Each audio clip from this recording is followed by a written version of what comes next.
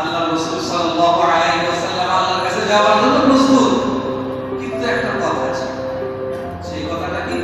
সেটা তিনি নরমালি কাউকে বলতেন না, আসমানের দিকে দুটো হাত তুলে বলতেন, আল্লাহুম্মা বারিক লানা ফি শাবান ওয়া বাল্লিগনা রমাদান।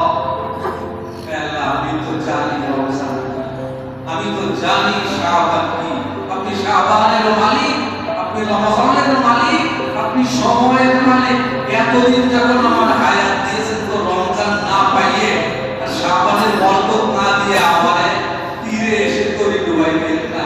অর্থাৎ 2 মাসের হায়াত কমপক্ষে তিনি আল্লাহর কাছে পেয়েছেন। এটা হলো পার্থক্য। যে 10 মাস নৌকার জন্য প্রস্তুত, কিন্তু শাবানের চাঁদ দেখার পরে জ্বর বরকত লেগেছে, এখন যেতেছে 2 মাস, 2টা মাসে তো থাকতে জায়গা, 2 মাসে অফুরন্ত বরকত, এই বরকত ছুঁয়ে যাইতে মনে চায়, এই বরকত ছুঁয়ে যাইতে মনে চায় না।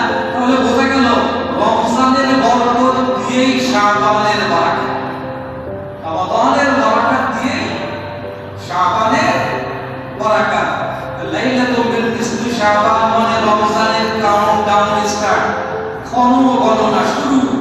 রমজান আসছে, রমজান আসছে, রমজান আসন্ন, রমজান সমাগত, রমজান এসে, এটা হচ্ছে আসলে। তবে আল্লাহ সুবহানাহু ওয়া তাআলা বলে, তোমরা রমজানের জন্য সারা দুনিয়াতে প্রস্তুতি গ্রহণ করবা। আর আমি আল্লাহ, আমার একটা প্রস্তুতি আছে না? তো আল্লাহর প্রস্তুতি তার 3টে শব্দের মধ্যে প্রকাশ। কি 3টে শব্দ? আল্লাহ সুবহানাহু ওয়া তাআলা সন্তান থেকে স্টার্ট করে, চাঁদ যেখানে যেখানে উজ্জ্বল হয়ে ওঠে, সেখানে আল্লাহ সুবহানাহু ওয়া তাআলা বলেন, তোমাদের মধ্যে কারো কি রিজিক দরকার?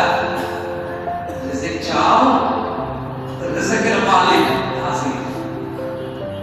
তোমাদের মধ্যে কেউ কি বিপদগ্রস্ত, বিপদ মুক্তি চাও?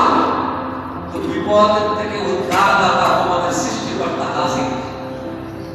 তোমরা কি কেউ তোমাদের গুনাহ মাফ করিয়ে দিয়ে মাসুম বেগুনাহ বাচ্চার মতো হয়ে যেতে চাও?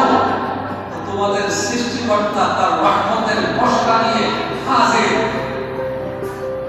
যদি পারো আমার কাছ থেকে আজ তোমরা রিজিক নিয়ে নাও, যদি পারো আজ তোমরা রহমত নিয়ে নাও, যদি পারো আজ তোমরা আমার কাছ থেকে গুনাহ মাফ করিয়ে নাও। 10টা রাত আছে, এই 10টা রাত আসলে ওয়াল ফজর ওয়া লায়ালিন আশর, 10টা রাত আছে, 10টা রাত আসলে আল্লাহ সুবহানাহু ওয়া তাআলা তার আরশে আজিমের নিচে স্থির থাকতে পারেন না। তার বান্দাদের কাছে এসে কিছু জিজ্ঞাসা করতে চান আর বান্দাদের দোয়া যদি শুনতে চান, তেমনি একটা বরকতময় রাত হলো এই লাইলাতুল নিসফি শাবান।